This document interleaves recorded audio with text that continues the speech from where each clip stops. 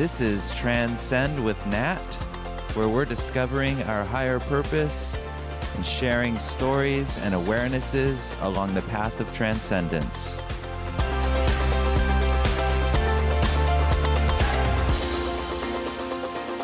So today on the show, we have Michael Hayes. He is a spiritual counselor and a seminar leader and workshop leader.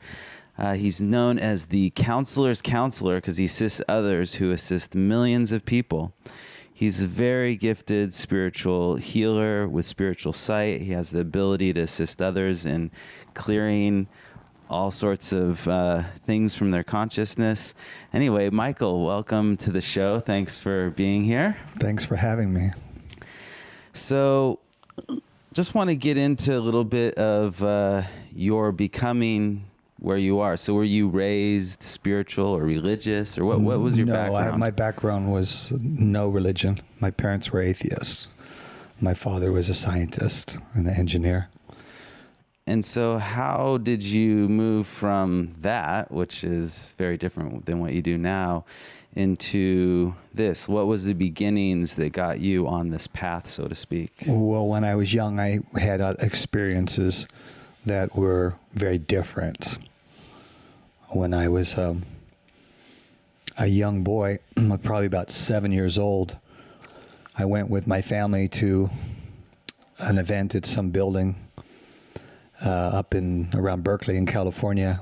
And in the back of this building, we walked out, and there was a cemetery.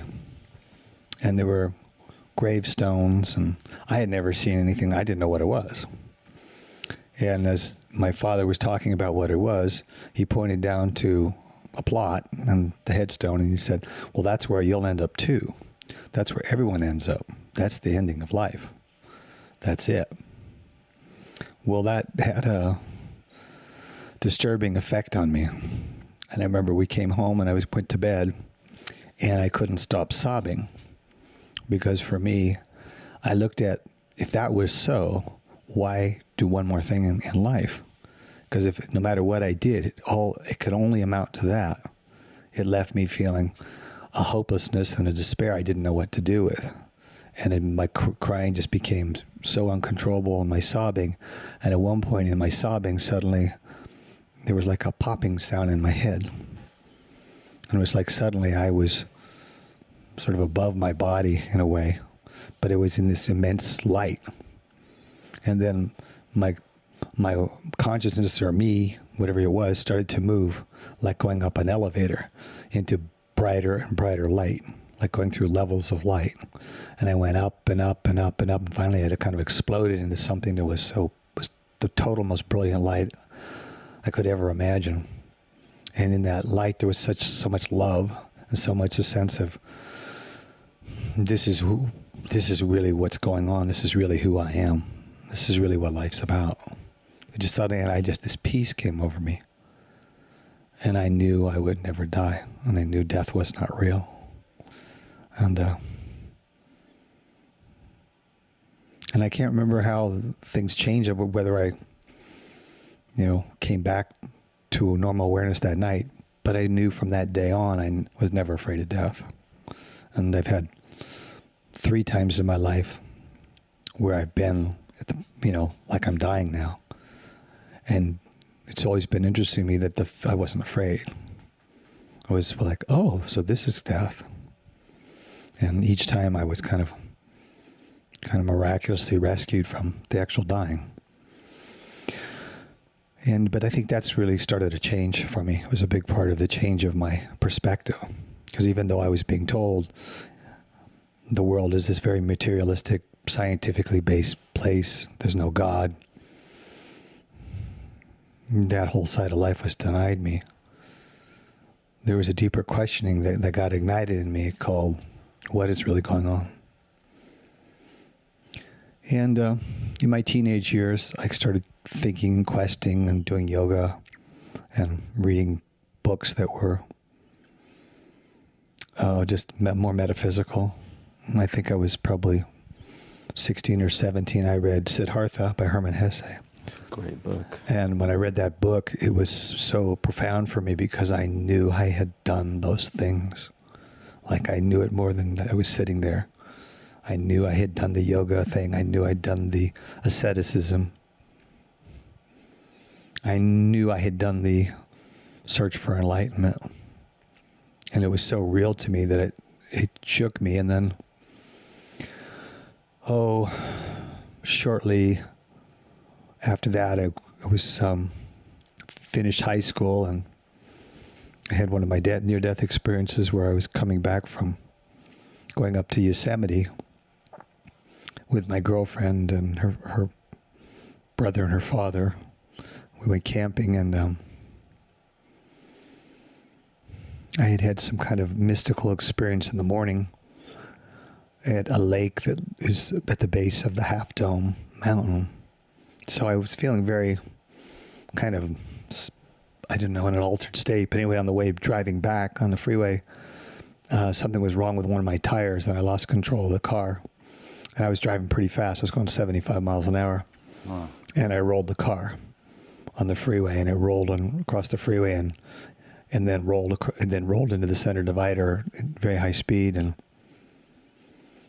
I remember being in the car. I didn't have my seatbelt on and being thrown around. And the thought coming to me, oh, now I'm going to die. And it was such a neutral observation. But the very last second, I got thrown out of the car. And the car landed next to me, a couple feet away from me. As I hit the ground, it crashed down next to me, upside down with the roof crushed in. So if I'd been in the car, I would have died. But somehow I survived that. And my girlfriend, she was thrown maybe 40 feet.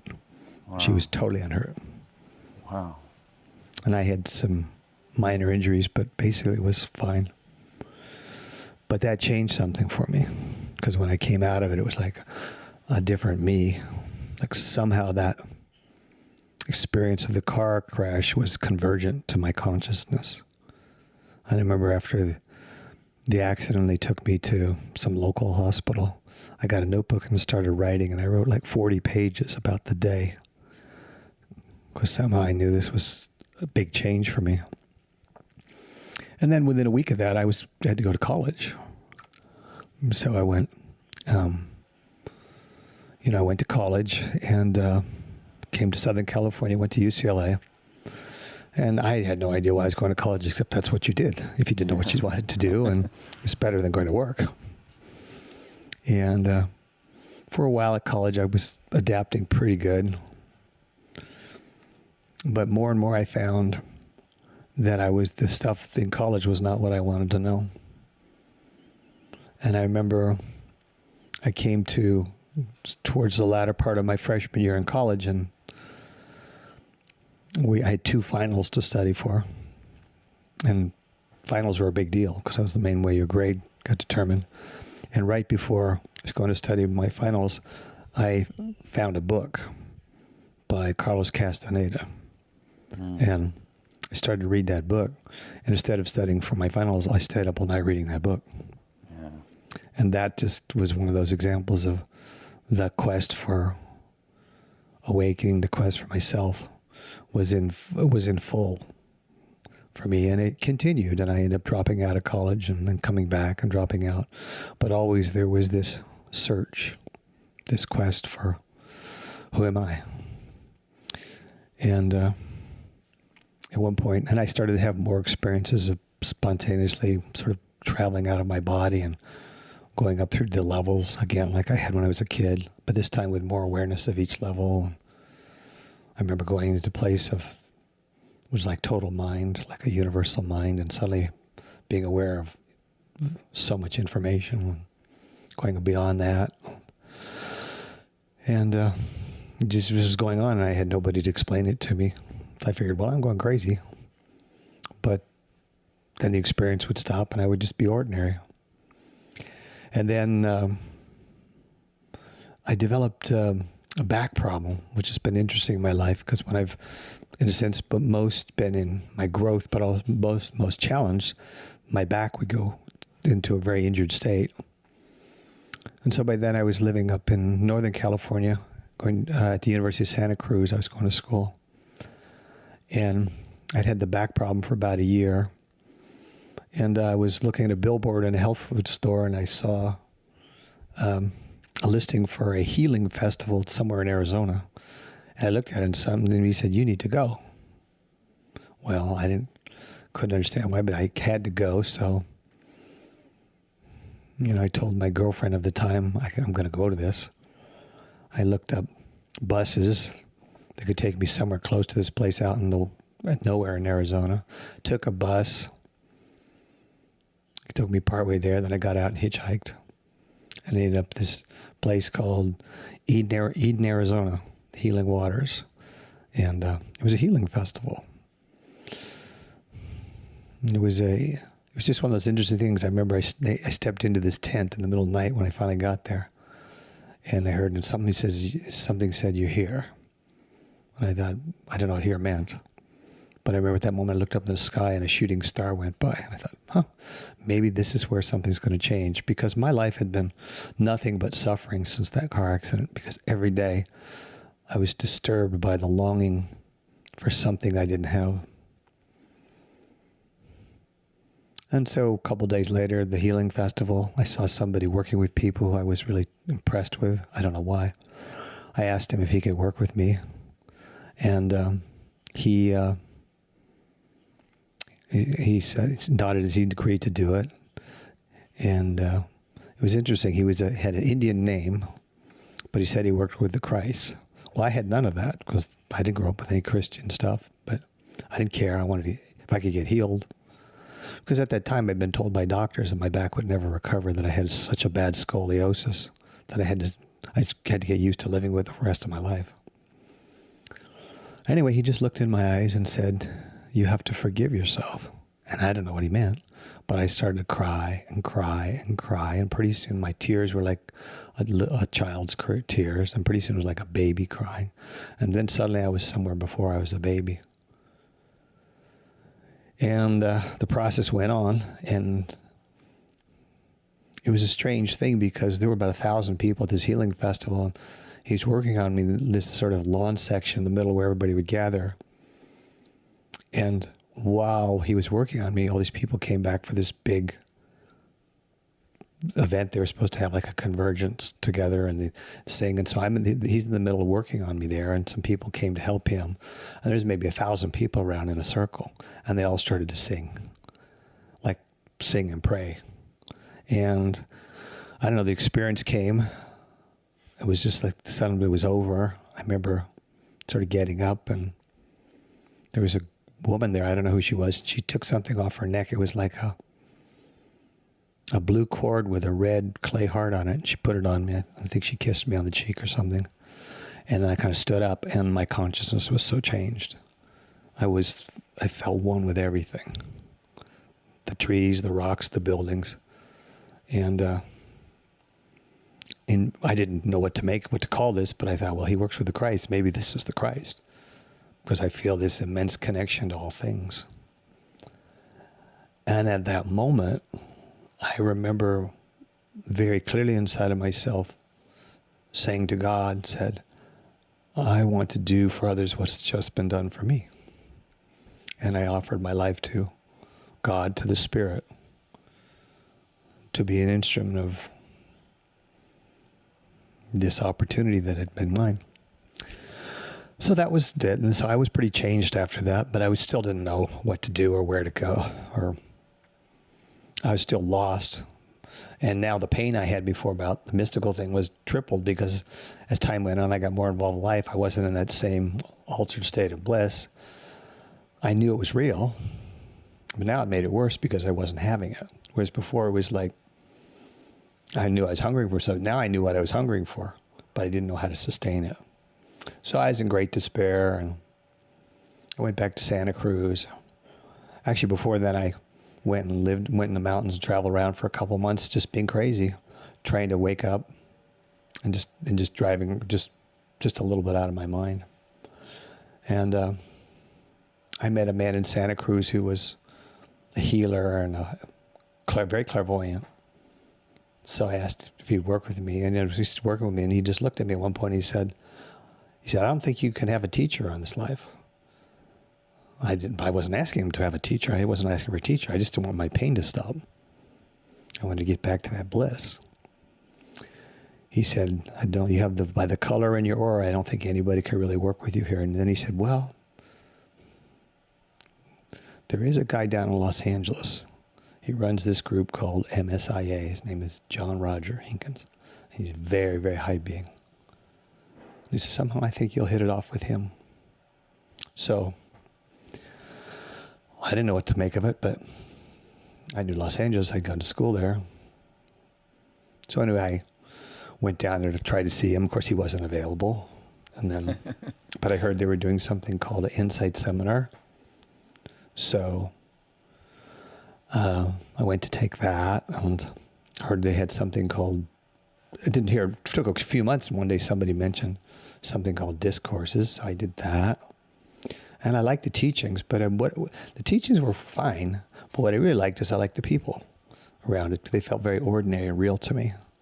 Because I had, from about the time of 17 on, I had gone to see gurus and Zen masters and yogis everywhere. Anybody who I could get to, it was almost like I felt like, are you my mom? Are you my mom? Yeah. Yeah, like I was just... That book, yeah. Yeah, and I would, and I was impressed with someone. I was impressed with Swami Muktananda, but I knew it wasn't, I knew it didn't have what I needed. Anyway, finally I went to an Insight Seminar, and the man, John Roger, was in the back of the room, and there were people kind of lined up to see him, and I was always very shy, introverted, but I thought, well, I've got to go meet this person. So I walked up, and he looked up, and I guess he read my name tag, and he said, hello, Michael, and held out his hand, and said, glad to have you with us. And he looked in my eyes, and I thought, oh, this is great, and shook, and I just walked away. That was it. And I walked back to sit in my seat for the Insight Awareness Seminar, and as I was coming to sit down, an immense form of light came upon me, and the face of Jesus Christ appeared to me, except it was as big as the whole room. And I was just so overwhelmed by it. And as I sat in my chair, I heard that a voice come from that presence. I guess it was Jesus, or that was my imagination, because back then I was still doubting everything. And it said, you can let it all go now. And something in me said, okay. And next thing you know, I fell over in the lap of the lady next to me and just became just gone. Like I was aware of the body, but I could not control it at all. I was in an ecstasy that I can't describe. They ended up picking me up and carrying me out and carrying me to the back of the room. And for the 5-day seminar, I basically had to be carried around. Anything involved walking. But that moment, I knew I had found a place where I could get answers. And so, I don't know if this is why people we're here to talk about this, but this is how I got to where it was. Just step by step by step, doubting, questioning, using the mental background I'd been given, which is to doubt and check things out. And because of my earlier experience, I was really drawn to healing, because I've been healed. And by the way, after my experience where in the desert where I'd had the healing, I went to the doctors and they took an x-ray and my spine was perfect. Wow. I went from scoliosis so bad you'll have to live with this rest of your life to perfect alignment. So the combination of finding John Roger, finding his group, and finding a place where I felt I could focus to try and get more answers, and my call to healing kind of set me in motion in my life. And so I continued my spiritual work and growing, and continued the process of developing as a healer. And once you decided to be a healer and to actually do that as, I don't know what you want to call it, your job, or your work, your life's work. Practically, how did you start that? What were you doing in a session at that time? And well, I started off, I went to massage school right after my first experience in the desert, because I figured, well, that's the way to at least touch people. And so I started doing massage, but I kept finding that I put my hands on people and things would start happening. Like I would just put my hands on people, and what I would do is sometimes I just put my hands on, often their head, and then I would just go into this place of quiet inside and try and reach to Jesus, to the Christ, because that is what I attributed my healing to. And I would do this, and people would start to have all these experiences. They'd start to talk about things. And when I came down to Los Angeles, I started to work with a lot of people who were involved with John Rogers' group, which was called MSIA. And many of these people have been doing this work for a long time. Well, at that time, I didn't see anything. I was just loving them and doing this touch thing. But things would start happening. The bodies would sometimes bounce up and down from the energy. I remember one person broke my massage table. They bounced so hard they broke it. Wow. And they would describe angels, and sometimes they couldn't even walk out of the place, my apartment. They were literally like, I'd have to escort them. Wow. And they would talk about that for days afterwards they were in just this state of reverie. But I honestly can't say I understood what I was doing. I was just kind of following my intuition and touching people in the ways I was guided to, and most of it was just making it up. And it wasn't, so I couldn't take credit. It was interesting to me because every time I went to work on somebody, the voice would come into my head and doubt that anything was going to happen this time because I didn't know what I was doing. And this voice that came in and doubted what I was doing was with me for at least 2 or 3 years, every single time I worked on somebody. And something special happened every time. And in my mind, I was convinced nothing would happen, which was an odd thing.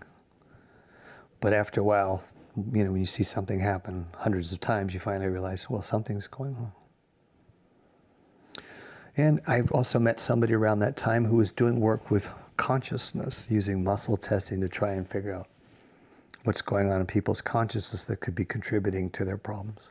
And I was fascinated by that. I was very mental, so I liked that idea. And so I learned about that too, and kind of became best friends with this person who was doing it, and learned a lot from them about, well, what happens if we look at the issues in our consciousness that may be causing our problems? And so I added that. And I liked that part because it was more mental. The other thing was just, well, I'm just loving you. And so that appealed to me. And I started to have some interesting experiences that just things would come to me that I worked with somebody then who was a longtime student of John Rogers. And he came to see me. And as we started to work, he started to cry. And he said, "It's you." He said, I know it's you.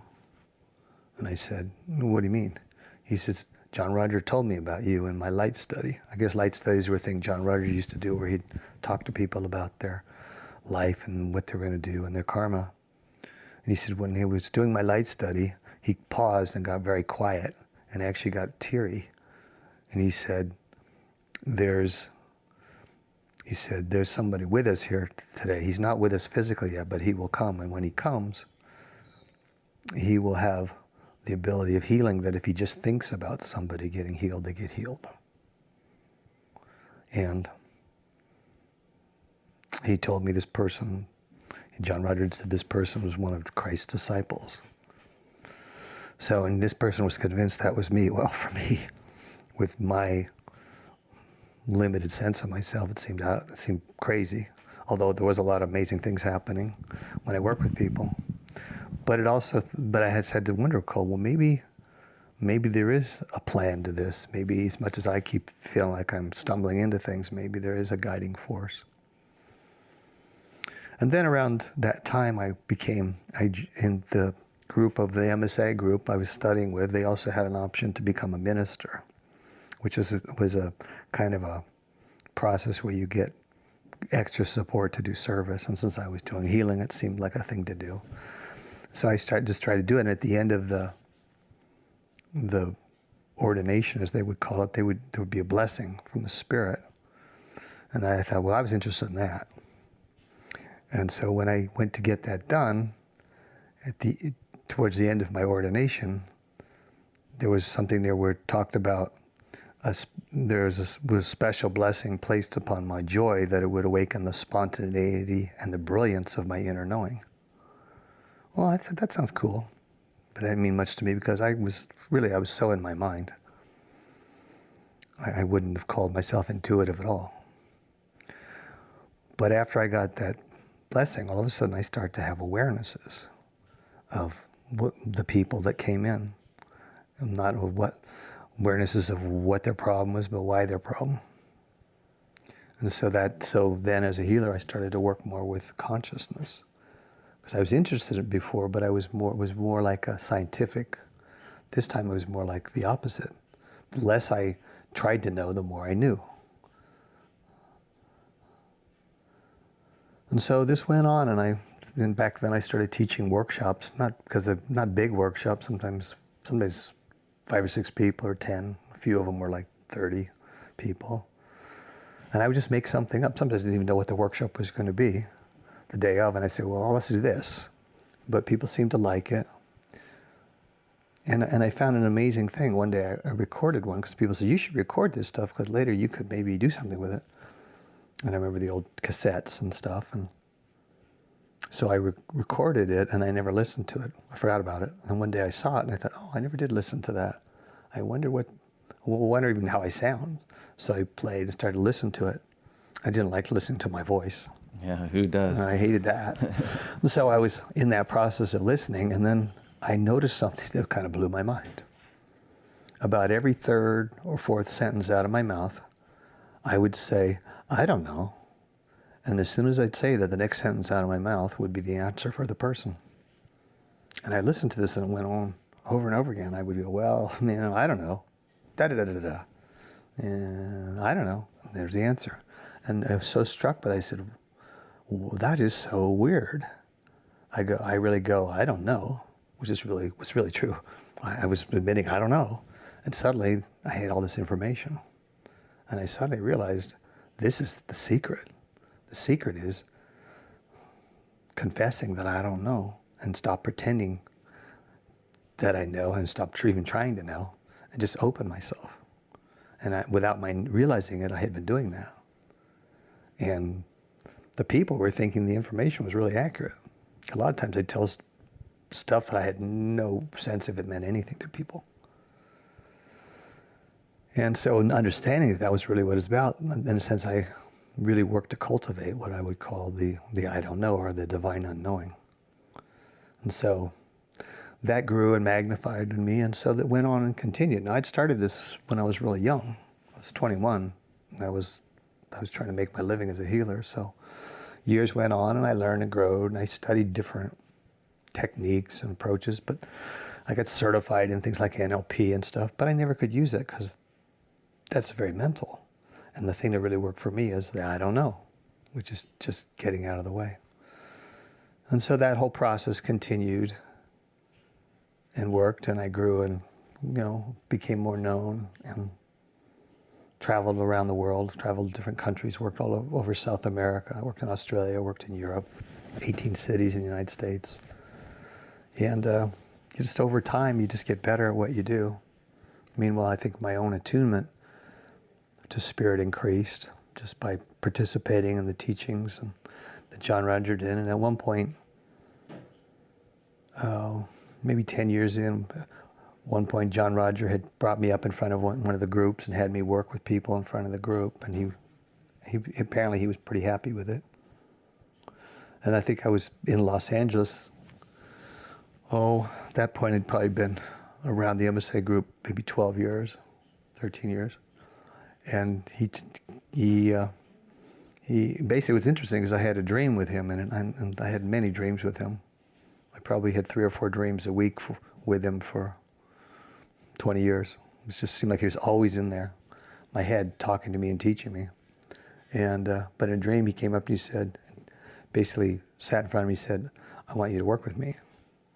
And so I thought, well, that's an interesting dream. The next day, I went to a workshop where he was, and I sat down. He came, walked up and sat in front of me just like in the dream and said, I want you to work with me. And it was exactly what happened. So for then, I had a different relationship with him. He was my teacher, but I was also somebody who was supporting him to work for his health and to work with things that would help him both help other people and do his work, but also for his own health. And that became one of the most advantageous relationships of my life in terms of my learning. Not because he was there teaching me particularly, but to try and help him, I had to be able to look into things that I would never look, because the challenges he dealt with were very different. And so it became a journey of awakening into the multidimensional nature of our consciousness and all the hidden ways that we can be blocked from the expression and the fulfillment of life that we're capable of. And that went on for years, and working, and at one point,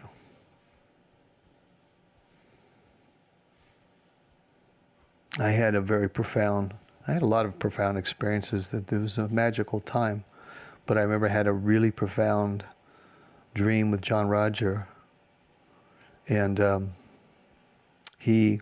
in the dream, he just brought me up in front of the group and started to tell everybody about me. He said, if he just thinks about somebody, they start to get healed.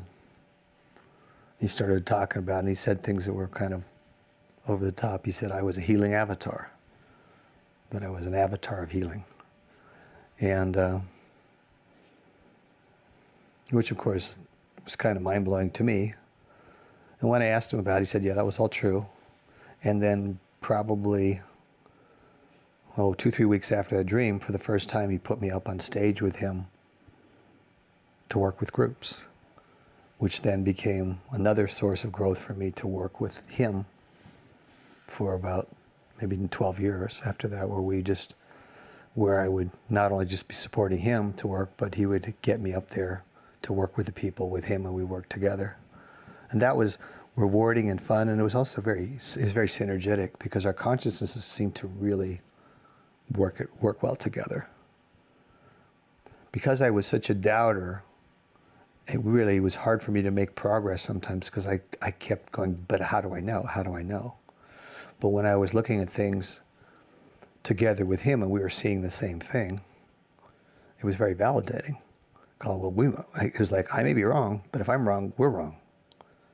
And I didn't rule that out, but I had seen him do so many amazing things and demonstrate so many times just how connected he was and how much clarity he had in his guidance, that it gave me a lot of reassurance that helped me move forward.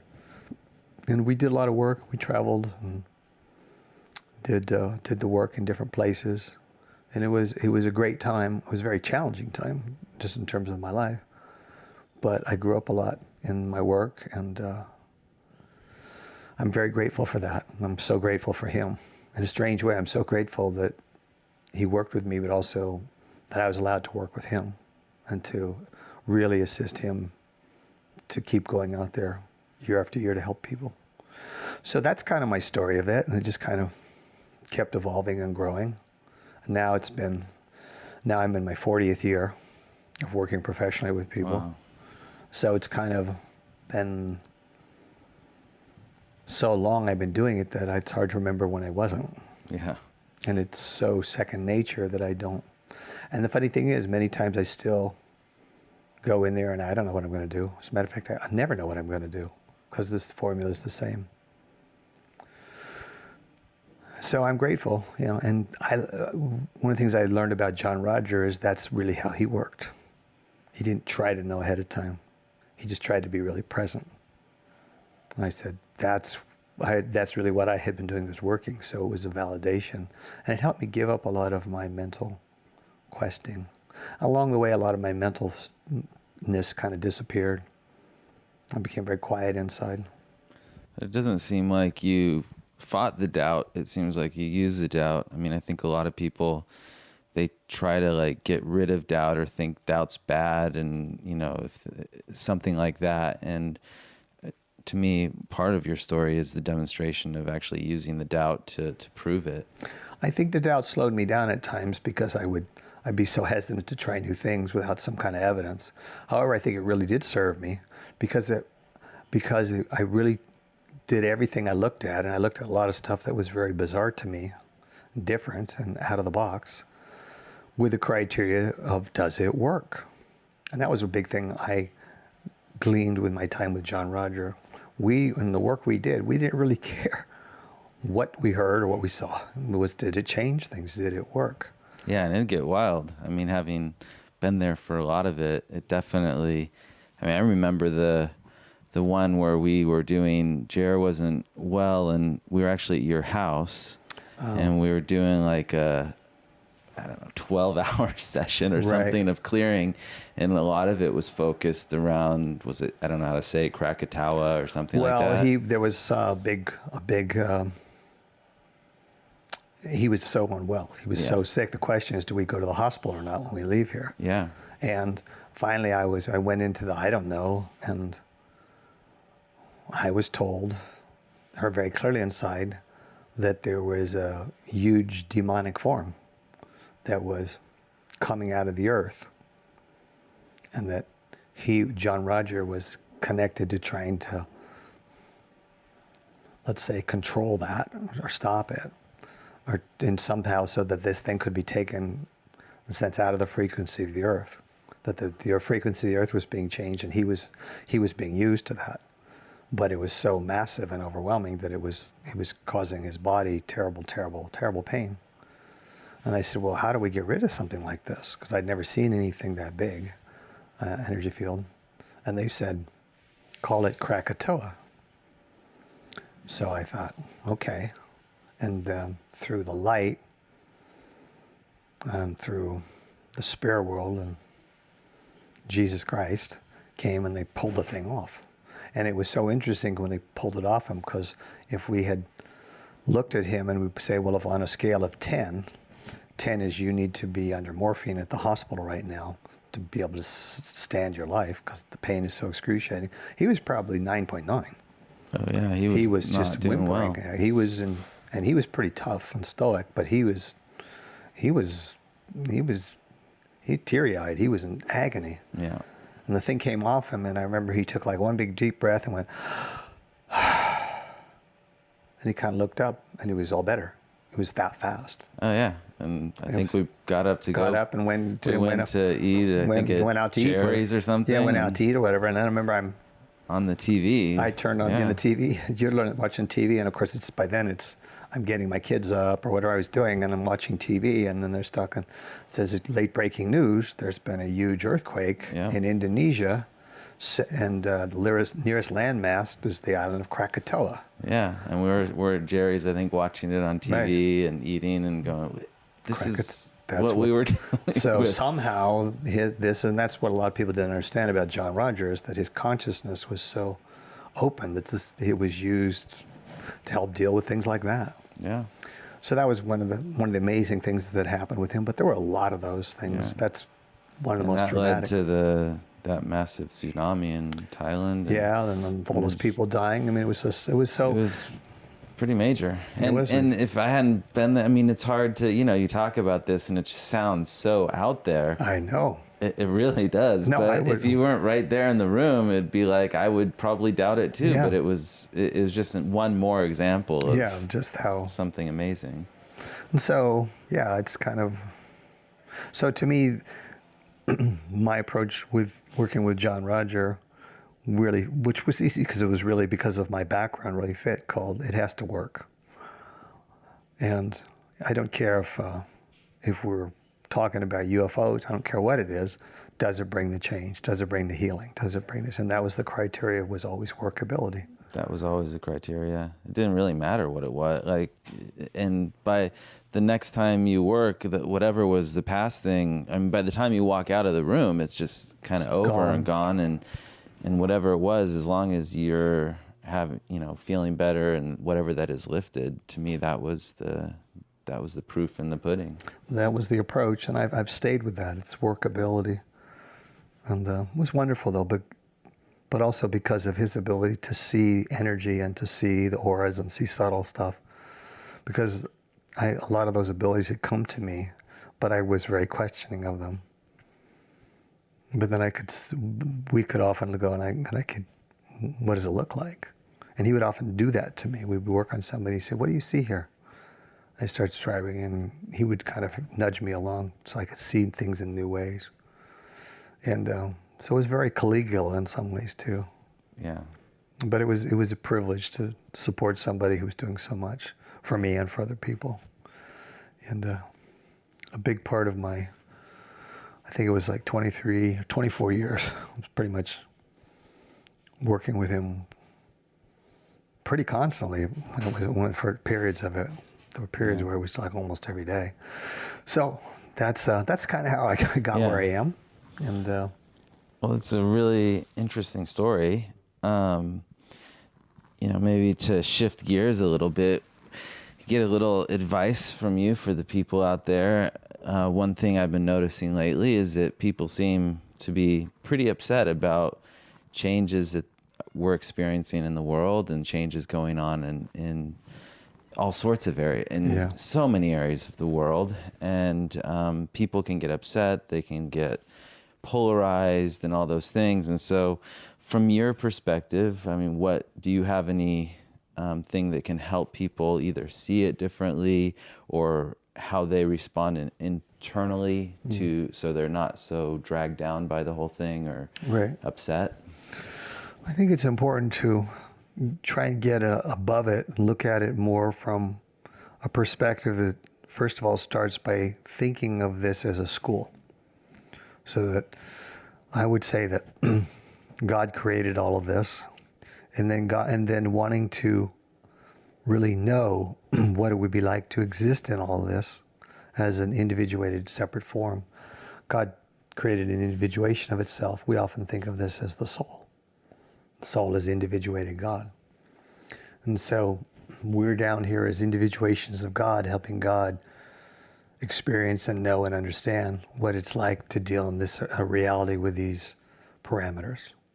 And so that being the case, then everything that's going on, from stuff we look at and go, oh no, or oh yes, is somehow woven into God's purpose of learning, God's purpose of having an experience and having understanding come from the experience. So, for example, if we look at some of the big things that we're dealing with in the world right now, and let's say in the world, and so first of all, we could talk about what Edgar Cayce talked about in, I think, 1968 or 69. He said Atlantis would rise, and they did find, by that time they found the road, Bimini Road, going out, 6 miles or 11 miles out into the ocean. And so it didn't necessarily mean Atlantis rose in terms of they found all the buildings.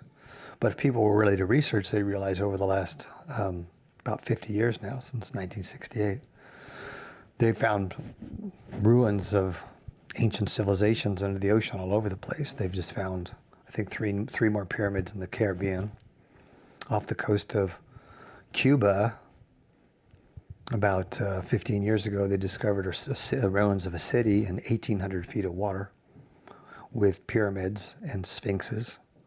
Apparently, the U.S. government had known about it since the 60s because of the Cuban Missile Crisis. Their submarines were there. And they've just found, I think it's now 3 pyramids off the Azores. And after the big earthquake in 2004, they discovered the ruins of 2 cities off the coast of western India, both of them bigger than Manhattan, made of stone and in 140 feet of water. Wow. So this is all known. What they're doing is they're finding the footprint of the world before. The world before was the civilization that was here before, sometimes referenced as Atlantis. But let's just say another time epoch where the technology and the cultures of those times were very sophisticated, and that they had found ways to work with power sources and to power very high civilization. And from my memory or sense or whatever you want to call it of that, we're still not where they were. We're getting closer. And there's just evidence of everywhere we look. They keep finding these huge buildings. They keep finding They've been 2 pyramids in the world now. the big one in Bosnia, which is the biggest pyramid in the world that most people here in the United States don't know about, even though there's 300,000 to 400,000 tourists in Europe that go there every year. But it's 150 feet taller than the Pyramid of Giza. They just think it was hillside because it's been so overgrown. But when they did carbon dating on it, I think they sent it to 3 or 4 of the top labs in Europe.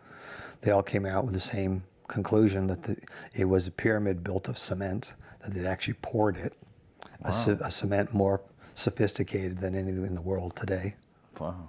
And that the carbon dating suggested that the outer blocks were about 25,000 years old, and that some of the inner blocks were 29,000 years old. It's incredible. And then to go with that, there's a big pyramid that has been known about in Indonesia, and in the last year or two, the carbon dating has come back 25,000 years old. So you start to realize 25,000 years ago, people were building massive pyramids. The pyramid in Bosnia, interesting enough, has energy fields coming off the top of it that can be measured and that defy the laws of physics. They actually get stronger as they move away from the pyramid. Yeah. And what they're getting back into is, the use of energy to power a civilization, which was a worldwide civilization. And so what happens in... I think Tesla may have done some work on that too. Tesla was tapping into that same power, the power of pulling energy out of the earth. Yeah, and then you don't even need cables to transmit it and things of that nature. You don't need it at all. And you just set up forms of receivers and the energy is drawn to your receiver. And he was definitely bringing this back.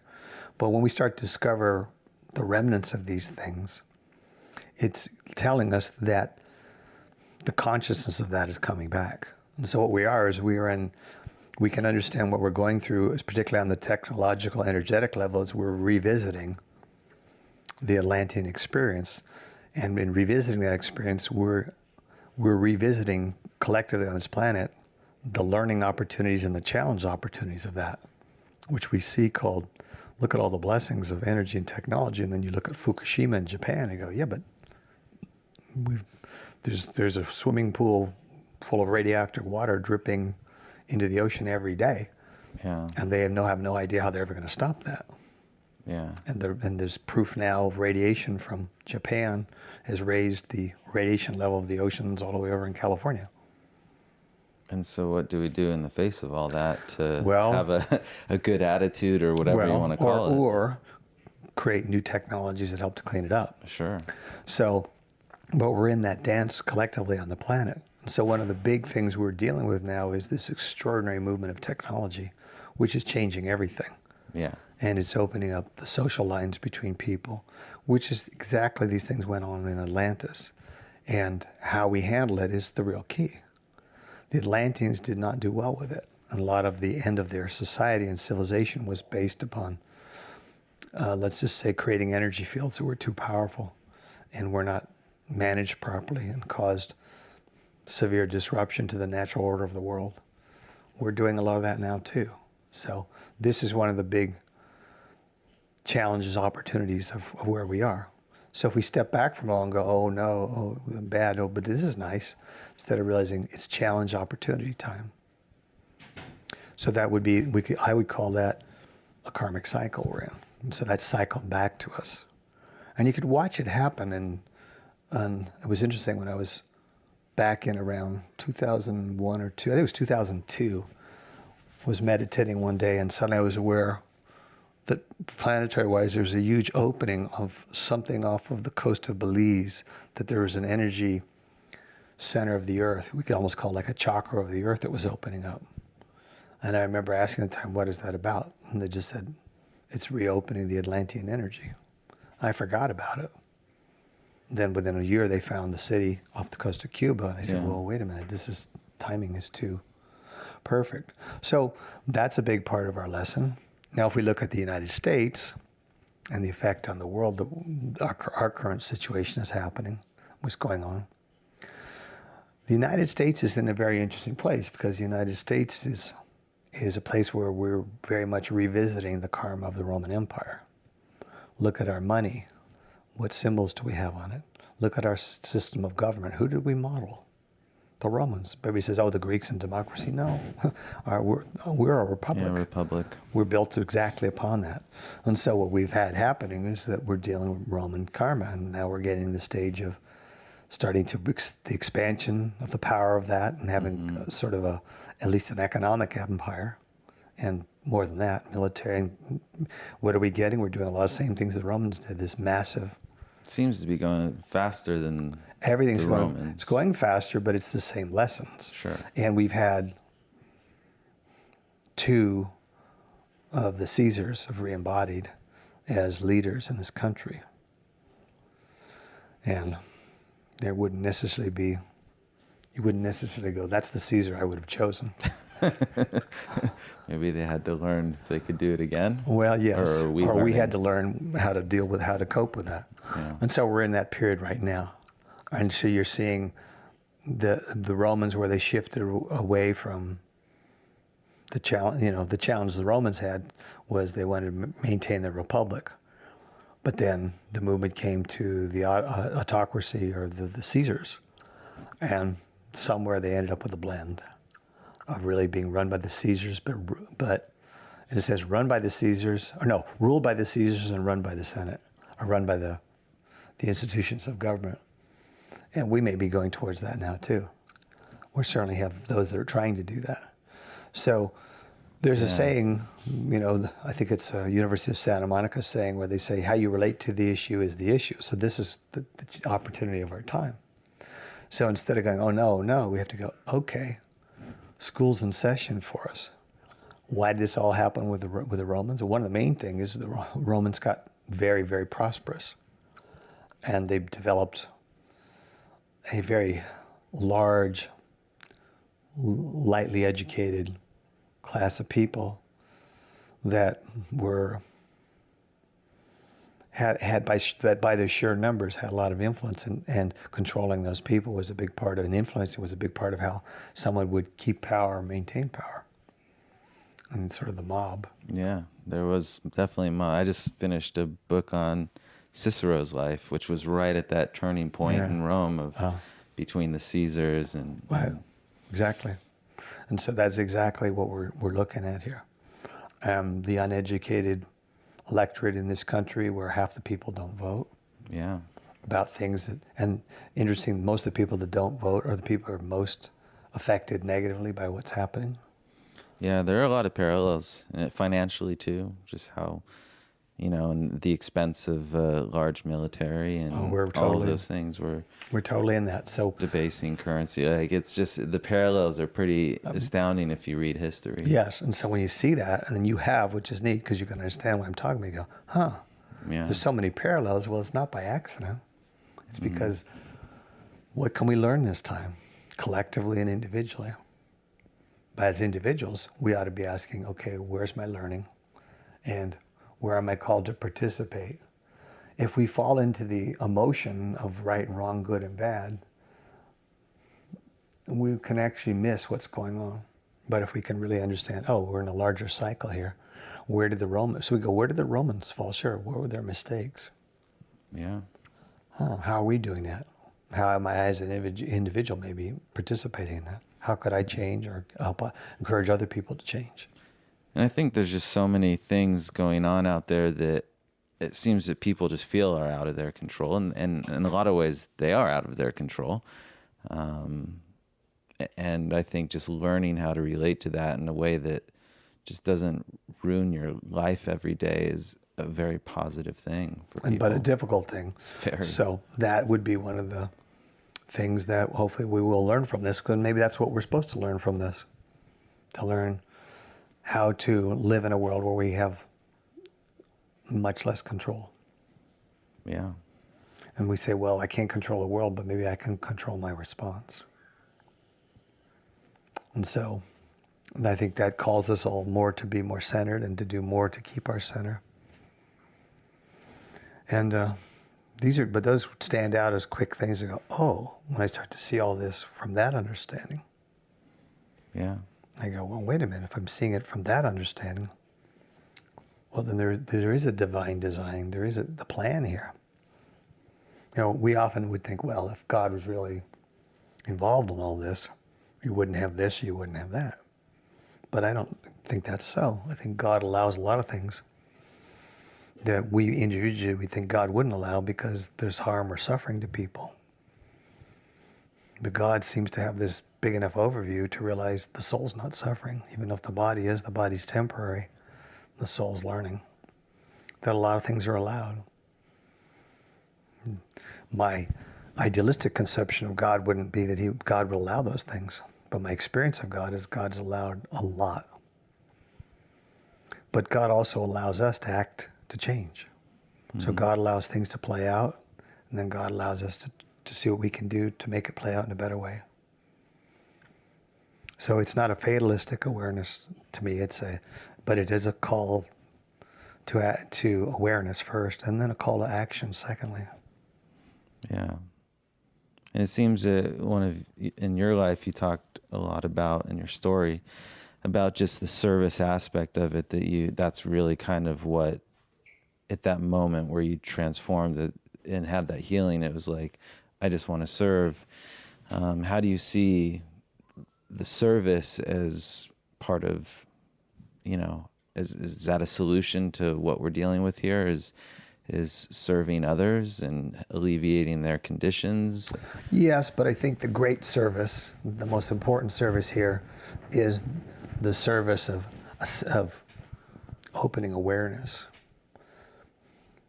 I look on the planet beyond all the stuff we're talking about, is that there's a fundamental shift going on for the planet, which is a shift of, when we say how you relate to the issue is how we relate to everything.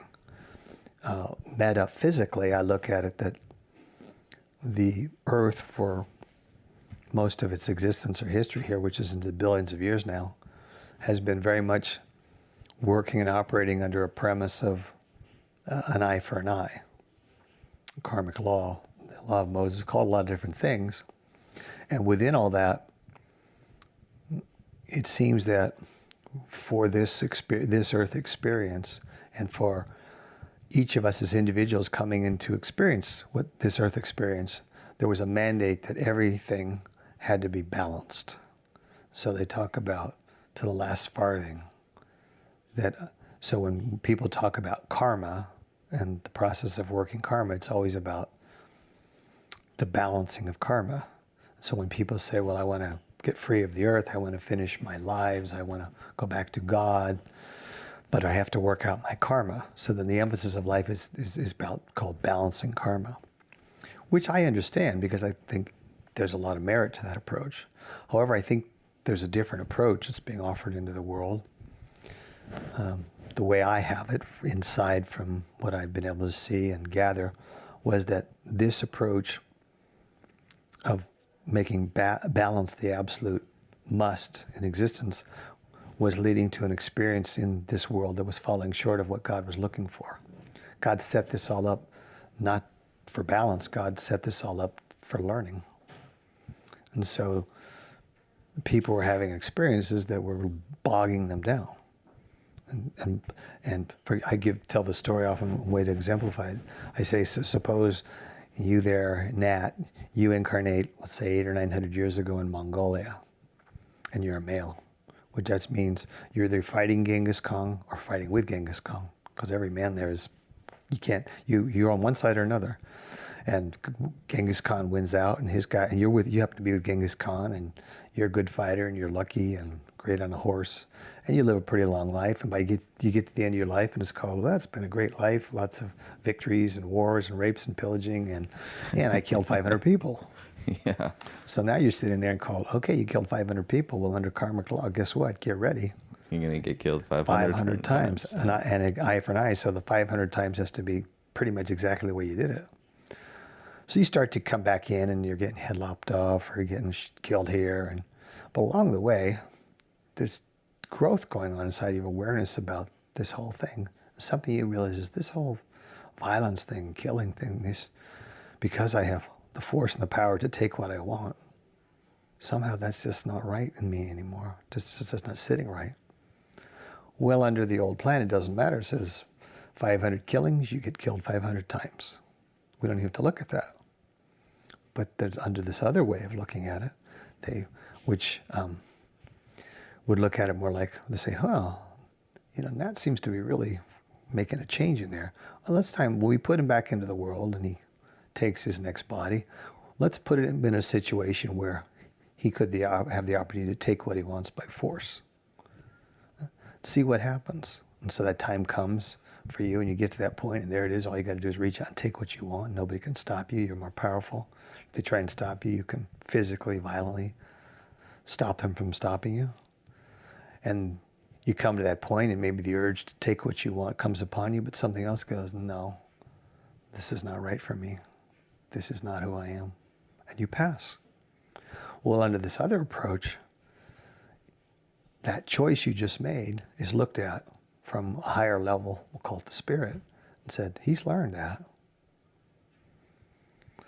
Yeah, but he's got another 495 deaths coming to him. Yeah. I said, well, yes, he does, but what we're going to do instead is we're going to let him have those deaths in his dreams. So maybe the next year and a half, he's not going to sleep that well. He's going to be busy at night. He's going to dream he died. And we'll let that be a balance. And we're also going to put him in positions where he'll do a bunch of service for people. Some of those people he'll be serving with people who were harmed by what he did. And we'll get it balanced out. But the priority is learning and moving forward. It's grace. It's grace. One of the things John Roger once said is that evil is unnecessary experience. Yeah. So for him to have to go and get killed 495 times where he's not learning anything from it other than he's balancing out the karma is an evil because it's delaying him fulfilling God's purpose for him. Moving up to the next level and the next learning. Exactly. And so this other option that we're talking about, I often call the Christ option or the Christ opportunity. And for me, that's really what happened is God decided this particular plan of creation really wasn't giving God what God wanted, which was the learning and the growing. Souls were getting bogged down here for tens of thousands of years, life after life, kind of doing the same thing. It's like you say you're trying to clean up a room, but it's so dirty and there's like paint everywhere. Yeah. That everywhere you step, you put more paint. It's like there was no respite. It was like the whole thing became about balancing karma in the sense of without the learning was lost.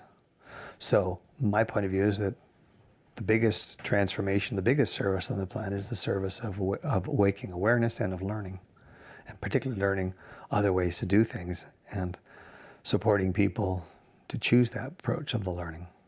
And we don't have to talk about it in the name of Christ or this, because it could apply with Buddha too or other things too. But it's a different approach. It's a different orientation, which automatically pulls us into our shared commonality with everyone else who's also here as a student. And, many of the things that Jesus taught, when you've done it to the least of these, you've done it unto me.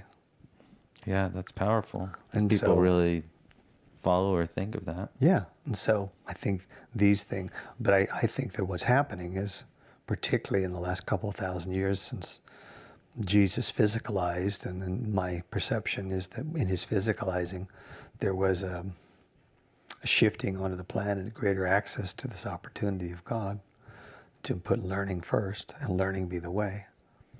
And with that learning, that also opened the door for the power of forgiveness and grace, which really saying, yeah, you killed all those people based on the accounting here. It says you killed 495 more times, but grace is extended. We'll handle it another way. Forgive it all. Go and sin no more, which means learn from it. Yeah. And on we go in your learning. Yeah. So I like that deal. That's a great deal. It's the deal of the century, a deal of the decade, a deal of the millennium. The deal of the lifetimes. Yes, the deal of the lifetime. It is the deal of the lifetimes.